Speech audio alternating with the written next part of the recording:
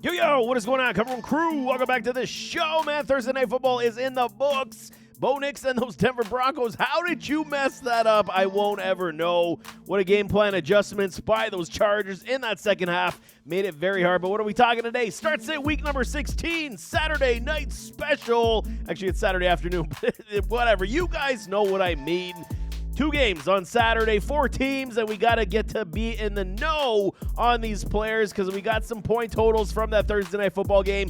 Definitely led us on the right path to start. I mean, Herbie did well. Bo Nix did all right. Some of the wide receivers did okay as well, but we got to get these big points on this Saturday.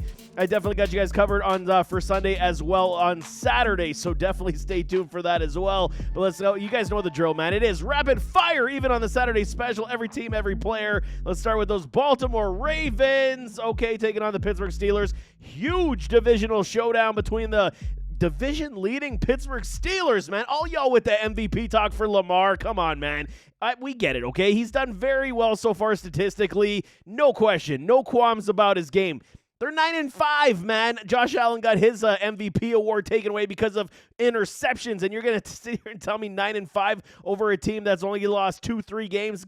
I'm done. Okay, I'm done. I vented. I'm done. Let's talk start sit, man. Lamar Jackson, low-level risk. 14 boom games on the season. First time he's going to face a defense like these Steelers. We will see how it does go, man. I'm telling y'all, it's going to be very interesting. Kind of went away from the ground and pound last week, and Lamar started throwing touchdowns galore. So he got 5 last week, hit another boom game, 360 points, man. Lamar is killing it fantasy-wise, and we could trust it again this week. Even versus a hobbled TJ Watt, he is going to play this week, TJ Watt. So it's going to bring some thunder to the defense. They got to come after Lamar Jackson, but I do foresee a bounce back from a King Henry. We're obviously playing a Lamar Jackson. We definitely see a bounce back. First bust game of the season for a Derrick King Henry. Only got you, under 7 points, man. Lowest level he's had all season long. We're still playing a Derrick Henry as well. Justice Hill called the PPR floor last week, calling it again this week as well. They're going to have to, keep the defense honest to some degree, especially with the point of Rashad Bateman. He was seen walking in a walking boot with a foot injury, so he's definitely on that injury risk after popping off for over 20 last week. Justice Hill, to me, is one of these guys. A huge boomer bust player, but he does have a decent floor on the PPR upside. So there could be a situation, depending on how the defense does play ball, if they're stifling a Derrick Henry, that's when we see the screen plays, the checkdowns, and the dump-offs to a Justice Hill. So deeper leagues, absolutely we can play him. 12-team leagues, it's a little bit of a stretch. Unless you have injury troubles at the running back spot, I would not consider it in 12-team leagues. Zay Flowers, good upside, man. We're waiting for that huge contest from him. Bateman stealing the thunder out of his, bread basket lately, but I think this is the game that he comes to play, man. They're going to need a Zay Flowers, especially if a Bateman is hobbled. Even if he does suit up in this contest, he's going to be more decoy role, you want to believe. They will try him deep, as it has been working, but I do like Zay Flowers a lot this week for the good upside game. It's been a little bit too long before, in between these big boom games for Zay. I think he has a big one this week as well. Bateman, play at your own risk. I won't touch it. We'll see more about it. He may not even suit up in this contest, so the point could be moot anyway. If he does suit up, we'll see, man. They're giving him enough targets. He's got 6 boom games, 126 points. It's been a good season overall for a flex appeal for a Bateman, but definitely I'll keep you updated on the injury report. Nelson Aguilar would get an increased role if a Bateman is down. Right now, I got him as a high-level risk. If Bateman does go down, I will bring him up to a low upside, low floor for a Nelson Aguilar. Mark Andrews, low risk. Fire him up everywhere you got him. He's been doing more than enough for us. And Isaiah Likely, low upside, just not near enough to trust in fantasy football as they're scheming him up in certain situations. Houston Texans taking on those Kansas City Chiefs. Okay, man, CJ Stroud, it's been a, very much a meek season overall. I'm not a big fan of what these Houston Texans are offensively right now. Joe Mixon, Joey Jojo, definitely failed us last week. One of his worst contests for playing. The offensive line is struggling, man, not opening up holes. He can't find his way to gallop through, and he's taking on another defense that is very tough in these Kansas City Chiefs on the front seven. So I'm calling a TD floor. We still got to play a Joe Mixon, even though I called him a bust on my Boomer Bust show. We still got to play a Joe because the talent talent-wise, man, he could pop off at any time, and if I'm wrong, it's a good thing for y'all if I am wrong, but my model does, showcase the fact this could be another bust game, but we still got to play a Joe Mixon because we got to play our studs. I will not be a hypocrite in that sense. CJ Stroud, on the other hand, I do not like it, man.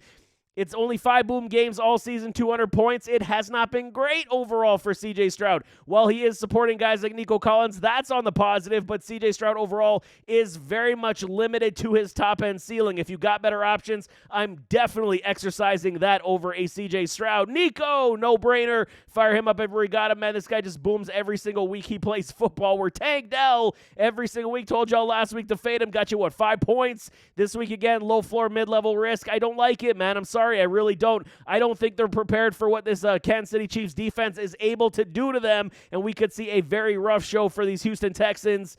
I don't know what else to suggest, man. It's going to be tough, even though Patrick Mahomes is dealing with that ankle. He's going to suit up in that contest, but this defense definitely going to come after these Houston Texans, especially with how porous the offensive line has played of late. It does fear me a lot. Robert Woods, Bobby Trees, high-level risk, just like a Dalton Schultz. Not really playing it this week in the semifinals because it is far too risky for me. There are much better options out there for y'all, man. Kansas City Chiefs taking on those Houston Texans, like I'm saying. Patrick Mahomes, now we can talk about this. He took a big hit, man. How is this man playing? I don't understand. He's played on that high ankle before, so you know he's used to pain tolerance. Whatever they're going to shoot up in that ankle, he's going to double wrap it, and he's going to be out there anyway. It's a huge game for, home field advantage. So if they got to keep pace, the Buffalo Bills are right on their heels, and you know if they drop this contest, man, the Bills are going to be clawing with the last 2 games to come after them for that home field advantage. You know the Chiefs want the bye. You know they want everyone to come to Arrowhead. So Patrick Mahomes, mid-level risk due to that injury. He's not going to be necessarily fully mobile, but we've seen this in the past where Patrick Mahomes can do something, man. Stingley and company have been playing well on the defensive side, so you know they're going to come after these Chiefs, and their offensive line has not played well of late as well, so that does inhibit the running game. Patrick Mahomes, I'm going to say play with caution as well, mid-level risk. Hopefully you got better options. He should be able to at least get you a couple TDs this week, but I would not be surprised if you get like 200 yards and 1 touchdown, maybe an interception from a Patrick Mahomes this week. Kareem Hunt, Isaiah Pacheco. Okay, man, volume floor for a Hunt is continuing where Isaiah Pacheco has been not as good as everybody had hoped. Told y'all, man, it takes a while. He broke his fibula, for God's sakes. Takes a few games to get back into shape. This is the week I think they do unleash him a little bit, especially with the Patrick Mahomes injury. They're going to have to lean on the ground game. So both Kareem Hunt and an Isaiah Pacheco could have a sizable role for volume. I do like Isaiah over a Kareem at this point. TD upside for a Pacheco. You could play him this week, where Hunt, I am going to fade as we enter the fantasy playoffs. Revenge game for a D-Hop. You guys know I'm a sucker for revenge games, man, playing against the Houston Texans. Yes, he's been to other teams since leaving Houston. It's been Arizona, Tennessee, now Kansas City, but this is his home, man. This is his first team, and you know he's going to want to stick it to him. Revenge game. I think we can fire up a DeAndre Hopkins. Not going to be on the top level ceiling. Flex play, definitely wide receiver 3, 11, 12, 13-ish points if he does find his way into that end zone. Xavier Worthy, boomer bust. He's starting to get a little sprinkled in with some more gadget plays. Had about 16 points last week. Was nice. Did not dislike his game, but again, you got to take the good with the bad. He could take a deep shot for the house call, or he could literally cripple you and leave you wanting more. It is a big problem overall. We got to see more consistency in the scheme as they do. What does put a claw in that is also Hollywood. He's back from the IR return. Apparently no injury designation, and he is ready to suit up in this contest from that shoulder injury. We will see how Hollywood does. Again, he's going to take some time to get his football legs back, but again, that could eat into something of an Xavier Worthy as well, so we could see a lot of D-Hop, Hollywood, and then more gadget plays coming to a Worthy, so they are gearing up, they are getting healthier as they move forward, but we got to say for fantasy football, it's D-Hop, then it's Worthy, then it's Hollywood this week. Travis Kelce, PPR upside on the mid-level. He's been so up and down all season long, but you know he's going to get his PPR floor at least to a mid-level, get you about 8 points, with a ceiling of around 15, so you got to hope that he does pop off this week, because we got to play our studs no matter what we do and say, man. Last one, Pittsburgh Steelers for the Saturday special, taking on those Ravens. No George Pickens. George is done again with that hamstring injury. Justin Fields with an abdomen. He's also out. So it's not like Fields was going to see the field outside of schemed running plays anyway. Russell Wilson, let's weld. He's okay, man. Not very good last week. Is grinding things out, man. 10-4. You know they're going to come hard with this one. Baltimore's defense has been susceptible to big plays down the field, but who's going to catch the damn football? This is the thing. You got to make it work with what you got in this wide receiver room. I'm still going to call Russell Wilson on a low-level risk. I think they're going to utilize the running backs that much more in the pass game. Hopefully get Calvin Austin down the field. I think this is his game to be that boomer bust guy to get it back into that end zone. I got him on a mid-level, Calvin Austin. If you got better options, obviously take him. It is a risk with Austin, but I like Russell Wilson this week to at least score 2 touchdowns.